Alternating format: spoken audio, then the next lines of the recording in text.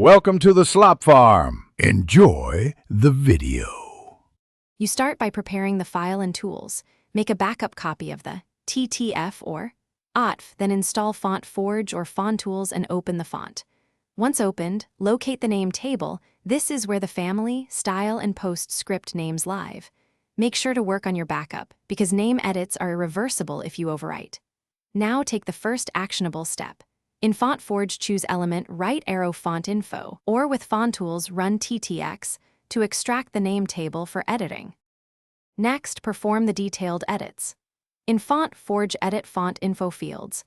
Set the font family and subfamily exactly as you want users to see them, and then change the post script name to a unique ASCII-safe identifier.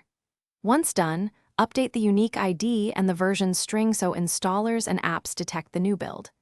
If you extracted with TTX, edit the name XML entries, save, and recompile. Make sure CMAP and glyph names remain consistent, because mismatches break rendering. Finally, export the updated font and test it. Generate a fresh OTF or TTF, install it locally, and open a document to confirm the family and post script names appear. If the system still shows the old name, clear the font cache, use fccache FV on Linux, restart font cache service on Windows, or reboot Mac OS.